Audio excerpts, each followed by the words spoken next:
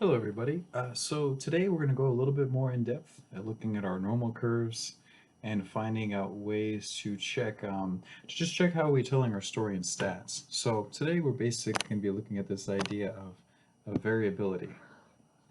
So if last week was the idea of seeing how things were the same, we go over here. We're looking at last week I mentioned we're looking at sameness, like how things tended towards the center, how things were the same. If we're looking at our normal curve, which we'll be looking at a lot as we go through this, oops,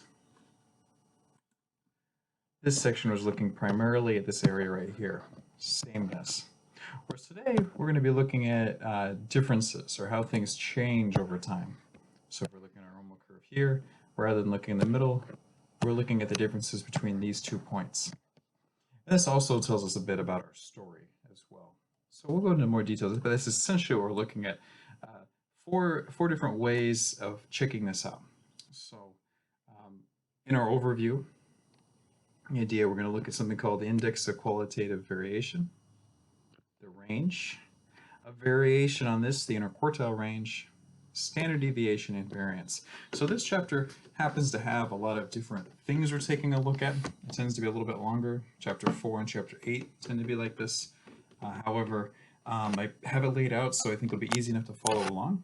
So as we're going through, feel free to pause and take notes. I will paste the formulas below, but it'll be helpful, I think, if you actually write some of these things down and follow along if you can, because that's how we would do it in class. So, play pause, take a look at the notes, and we'll make it through this.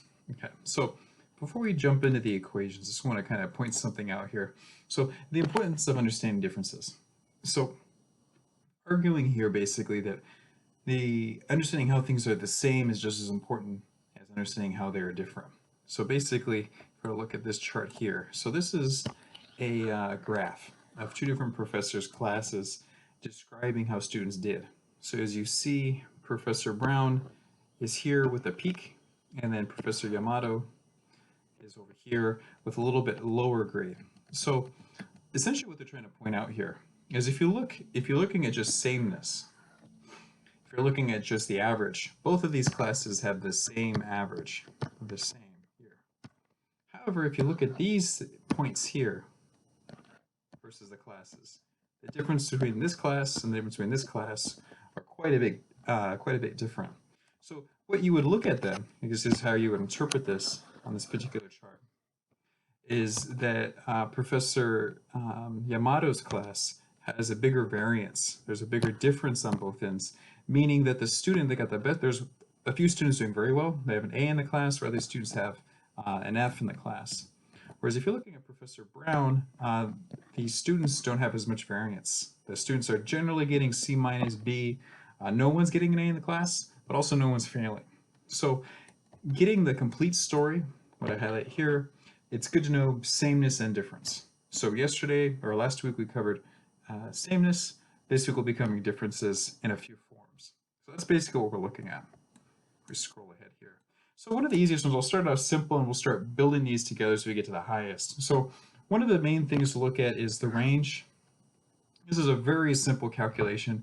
All this is doing is saying taking the highest number and subtracting the smallest number. And that gives you the range. So for instance here, I have in the example, say the highest number is 90 and lowest is 10. So let's say it's right here. So let's say this score is 90. We say this score is 10. So asking what the range is just asking for the space between these two. So all you do to find this space here is you do 90 minus 10, and that equals 80. So if you were asked in a question, what is the range in this one? The range is 80. So simple as subtracting the highest score from the lowest score. Okay, so a word of caution here. So this is the easiest one to calculate. A word of caution, even though it's easy, there's a problem of it being affected by extremely high or extremely low numbers. So if you see here, because you're only looking at 2 numbers, in this case we're looking at 90 and 10. Say for instance that most of the students got C's in the class and only one student got an F. The range would be kind of give you a false picture of what the class is looking like. So ranges, we'll actually circle this. Ranges are affected by extremely high or extremely low numbers. You can just think about this as if you had test scores and you got 90s on all your tests and you got one score with a 10 on it, your range would technically be 80 points, even though your average is going to be a B or an A in the class. So ranges can be a little bit deceiving. So this is the first one, simplest, but because it's simple, it also tends to have some problems with it. So building on that, there's another type of range we're going to take a look at. So this is also the idea of range. You can see it here. But rather than saying we're going to look at the overall range, we're interested in the middle range. So I'll show you what that means. So if we were to draw out our graph again. So there's our overall graph, and say it was the same as before. You got your score of 10 here and your score of 90 here. But what we're interested in then is rather than looking at these extreme scores, we're interested in this middle 50% here. So what that's called is interquartile range, because right here, this is 25%. Over here is 75%. Meaning that in between these two spots here is 50% of the scores. So what the interquartile range does is it tells you not the distance from the biggest number to the lowest number, as it tells you the distance between these two, so the middle 50%.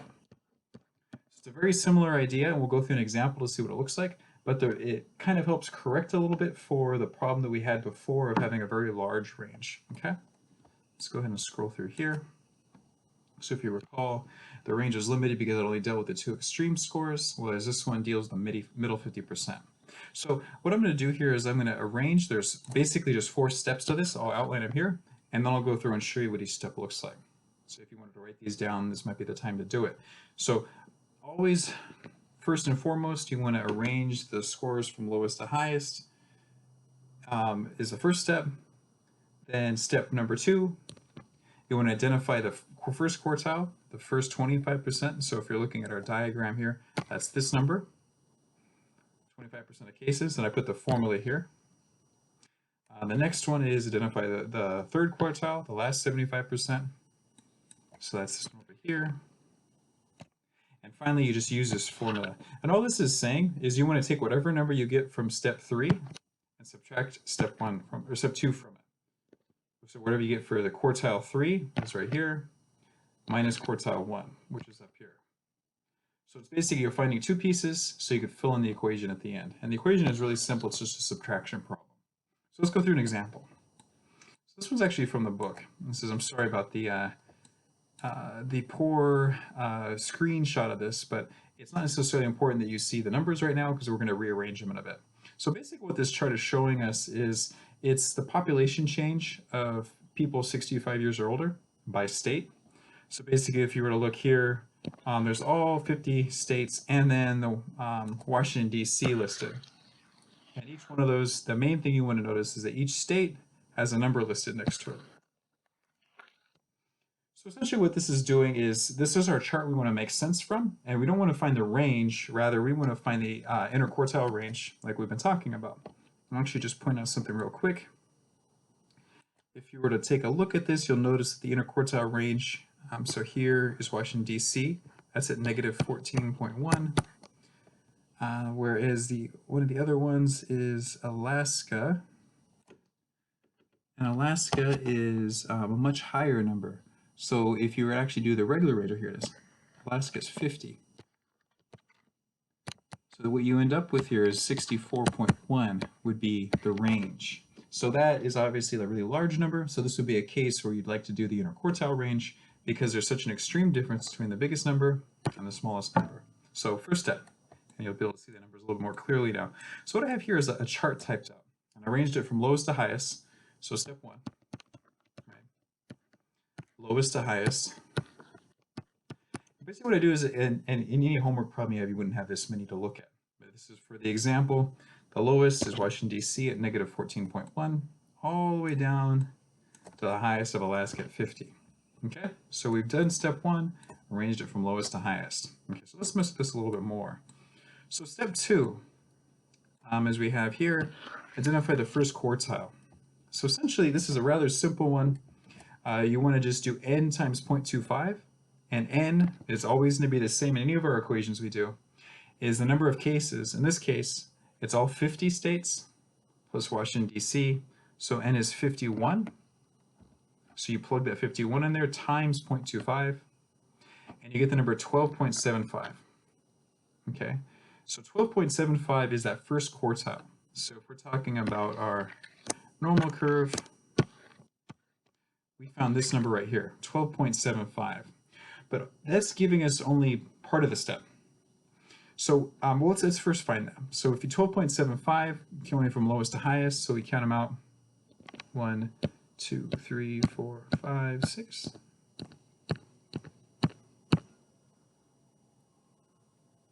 12. Okay. So Illinois is 12, and Utah is 13.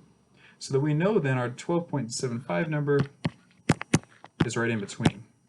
So you do the 12.75, and then all you're going to do is that now that we know that the number is somewhere in between Utah and Illinois, you want to take the two numbers that you found and take their average. So that's going to look like is you take the 12.9 from Illinois, 12.9, and you add the 13.8 Utah and divide by 2. So you end up finding out that your quartile 1 is 13.35. So what you got here is, this then is 13.35. So you get your first number. So now all we did times 0.25 of the total numbers, and that oriented us and where to look on here. We identified because it's a decimal place, it's going to be in between Illinois and Utah. And we found out then when we added those numbers together and took their average, we got 13.35. So that's the first number you want to write down. Q1 is 13.35. Now you do almost the exact same set of operations, but now you do it for the bottom half. So now we want to identify the 0.75, the 75th percentile. So in this case, it's n equals n times 0.75. Same thing, number of cases, 51 times 0.75. So in this case, we get the number 38.5. So again, that orients us. So if you were to actually start here and start scrolling down here and start counting down to 38, you'll find number 38 is the state of Washington. Washington is number 38, and Maine is 39. So therefore, your number is going to be between these two, between Washington and Maine. So then again, I just take the two numbers, 23.2 for Washington, add it to the 25.6 of Maine, and divide by 2. So the number you get for that one, Q3, equals 24.4. So now you've got the two numbers, and you simply plug them into your equation. So I'm going to have those two numbers that I've written down and go to the final step. So it's simply Q3 minus Q1. So you take your 24.4 minus your 13.35, and you get the grand total of 11.05. So essentially then what you've said is, if you go back to our original normal curve here, our two lines here, what you've established is that between these two spaces is 11.05. So the interquartile range is 11.05, whereas our actual range from beginning to end was a very large number, was at 64 or something. So this ends up showing you why the interquartile range is maybe a little bit more effective for doing this. Okay, so 11.05, that's it for that. So now we're going to move to one other type of variation. So this one uses a formula, and I'll explain what these mean, but actually when you break the formula down, it's actually not that hard. Okay, so this is a simple one, the index of qualitative variation. So I like to say this is a complicated word for actually a pretty simple idea. All this is saying is on the step of sameness versus differentness, on a scale from 0 to 1. 0.0 means no diversity, which means completely the same, whereas on the scale of 1 means complete diversity, meaning different. Actually, scroll over a little bit.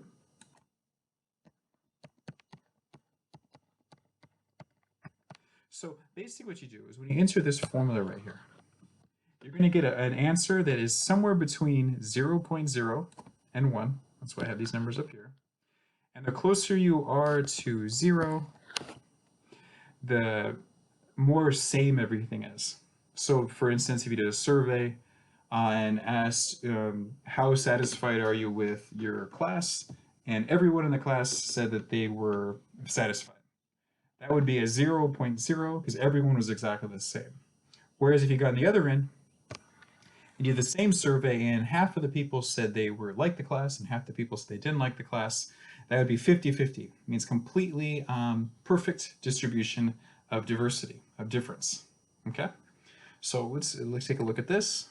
So here's the formula, and don't get intimidated by it. We'll break it down. So a new letter we're learning today is the K here. And all K is indicating is categories, which is what it says right here. So in this case, it's the number of categories that you are looking at. And this one over here is the sum of percentage, but we'll go and see how you do that. So the K is the important one to remember. K just means categories. So I'll go right into the example to show you what I mean. So if you go down here, this is the sample we're looking at.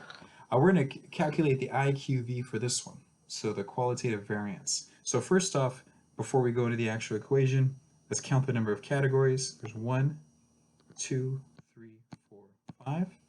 So white, Latino, Asian, Native Hawaiian, and other.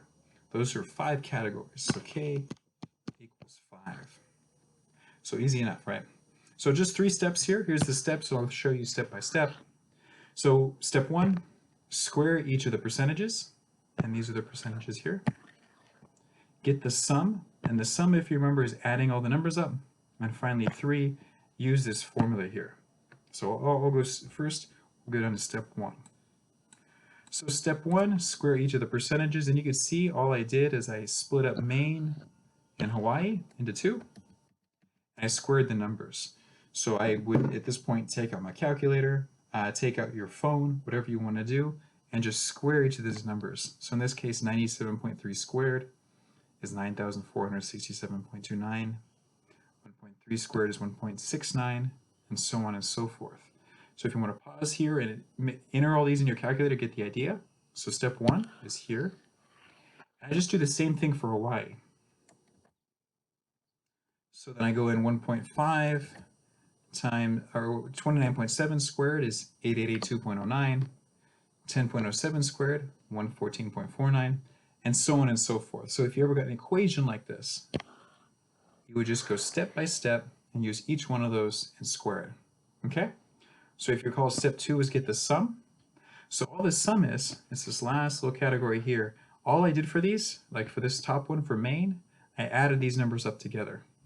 So I did 9,467.29 plus 1.69 plus 1.21 plus 0. 0 is there because there's no one in that category, plus 0.09. So here we got 9,470. You do the same thing for Hawaii. So 882 plus 114.49 plus 21.4369 plus 141.61 and 2.25. And you get the number of 3,284. Okay. So now we're going to plug these into our formula here. And this number, let's highlight here, this percent squared, that number is these numbers here. So you're going to plug those into your equation. So if you scroll down here, I've literally just taken this equation out. So here, and the reason I highlighted this here is if you see the K is number of categories, and I'm doing this is for Maine here. The first one's for Maine. This is for Maine. So I took the number of categories, which in this case, for Maine is only 4 categories, because there's nobody in the Hawaiian category. So if we're to go back and look at Maine, you notice this was not applicable. So if you count Maine, 1, 2, 3, 4 categories. So I went ahead and plugged in the 4 here. I took the 100 squared. I should erase this. I took the 100 squared here and plugged that in, leave it the same. And right here, here's your percentage squared. And that number is just the number we just calculated. So 9,470.28. Put that number in here. And then it's divided by 100 squared.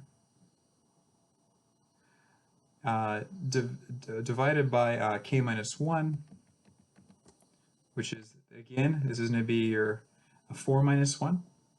So then I just calculated all that. So if you recall from math, you always want to do these percentages first, or the parentheses first. So up here you have the parentheses. So the parenthesis is 100 squared minus 9,470. And that equals 529.272. And then I did 100 squared. That just goes right here, 100 squared. And then the 4 minus 1 is the 3. So then you just do the math for all those. So you end up with 4 times 529.72 equals 2,118.88. And this last one here, 100 squared times 3 equals 30,000. You do that final step. And just to check yourself, your number should always be between 0 and 1. In this case, we got IQV of 0.07. So you do the same thing for Hawaii. So I went ahead and I just copied the formula down exactly from up here. And then you do 5 categories this time, because if you go up to Hawaii, up top here, 1, 2, 3, 4, 5 categories, times 100 squared minus 30,284, and then 100 squared times 5 minus 1. So here, sorry about that, trying to be precise. There we go. And then the next step, you end up with 5 times 6,000. 5 times 6,715.87. And over here, 100 squared times 4. And over here, finally you get 33,579 and 40,000. And you do that final division here, and you get the IQV of 0.84. So what do these mean? And if you remember them, so these are the two things you have. And we have something of, remember our scale is from 0.0 all the way to 1.0. And where does these states land? And you see that Maine is 0.07, so it's very close onto this end, very close to 0. Whereas Hawaii, on the other hand, is very close to 1. So how you interpret that is that Hawaii then is very diverse, while Maine is close to no diversity. If you look back up here again, it seems kind of obvious as far as if you look back at our original percentages. You see that in Maine, for instance, it's 97.3% white, so there's a lot of white folks in Maine, so there's not a lot of diversity.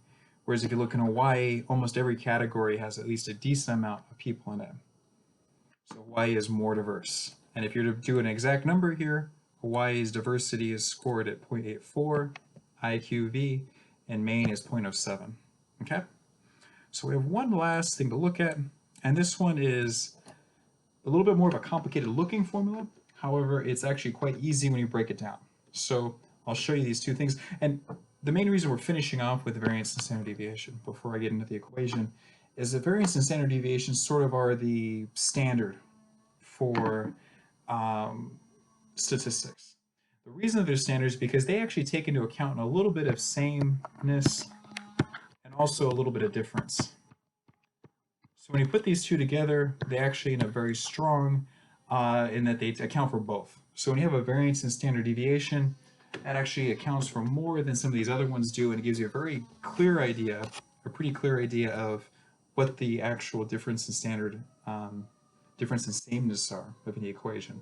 So quite often when you're getting a statistics problem, they'll almost always give you a standard deviation and variance because they'll give you a really good measure as to what your data looks like. And we'll learn about interpreting those a little bit later. As far as we're concerned now, it's sort of the gold standard of statistics. So we have two formulas to look at, and do not get intimidated by them because they're actually very closely related. So here we see some of the same things we've seen before.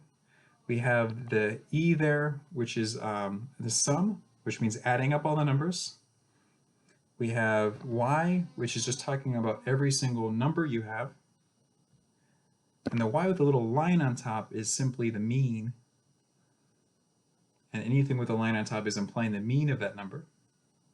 And then again, we have our N, which is the number of categories or cases. So one thing to note then, between the variance of standard deviation formulas, is they're almost exactly the same. So if you actually take a look at both of these, the only difference between the two is that the standard deviation has the square root symbol. So basically, once you get the variance, you would just take the square root of that and you get the standard deviation. So I have that laid out in 6 steps. And again, I'm going to give you the 6 steps here. You might want to write those down. And this will work for any variance or standard deviation problem. And then I'll go through each step and show you how it's done. Okay? So step 1, calculate the mean of the scores. Step 2, you subtract the mean from each score. 3, you square each answer. 4, you get the sum, and that's our sum number up here.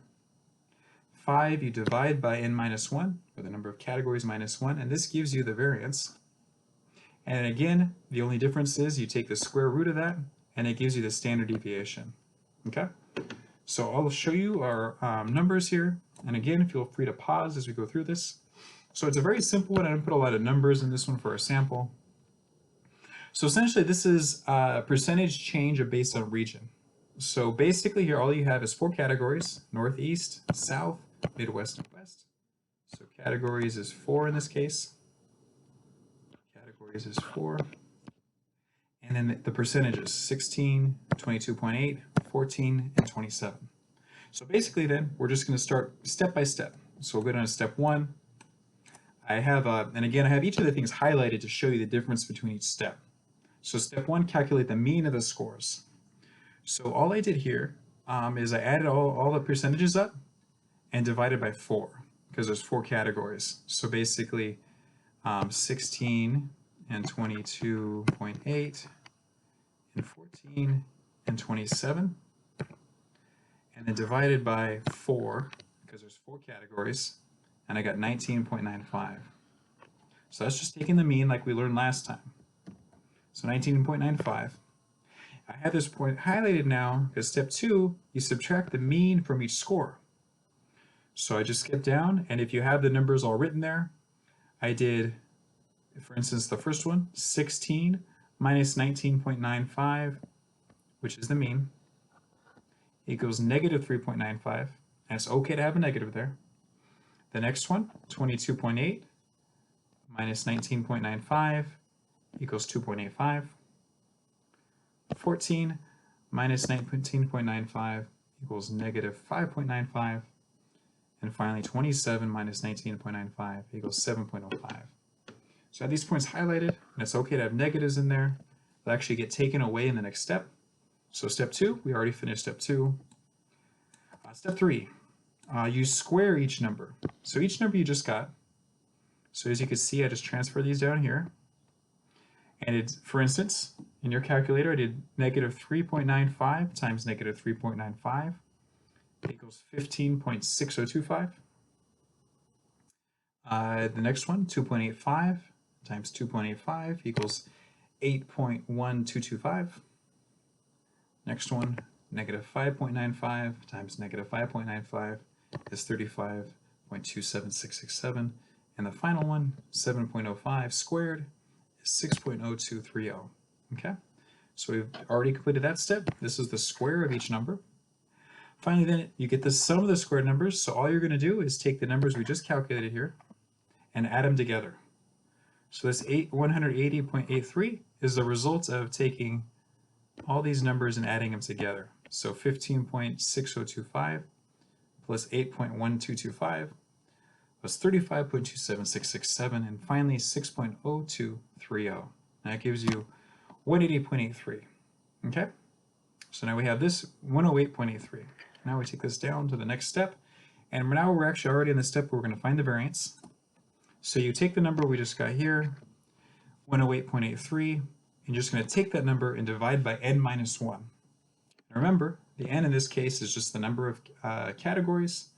So if you go back here, 1, 2, 3, 4, there's 4 categories: Northeast, South, Midwest, and West. So back in our formula, 108.83 from up here divided by n minus 1 is 108.83 divided by 4 minus 1. So I just did 4 minus 1 is 3. So your variance is going to be just that calculation. Your variance is 36.27667. So that's your variance. So if the question were to ask you what the variance is, this is the number you would put in. And finally, like I said, the only difference between variance and standard deviation is you take the square root of the variance. So in this case, the 36.27667 is the variance. We're going to take the square root of that. So in your calculator, you take the square root of 36.27667, and you get the standard deviation of 6.0230. So that would be your final answer for that. Again, if your homework says what is the standard deviation, it'd be 6.0230. And just paying attention to the quiz and how many decimal places you go back. For instance, most of them I think would probably be asking to the hundredths place. So you'd cut it off here. And just as a reminder for how that happens, whenever you cut something off, you look to the neighbor next door. In this case, if whatever this number is, if that number is less than 5, so 4 or less, then this number stays the same, so 6.02. But in this case, but for instance, if this were something else, if this were 6.0250, cut it off here, look to the neighbor, and this is 5 or greater, so this becomes a 3. This is just rounding for as far as homework is concerned.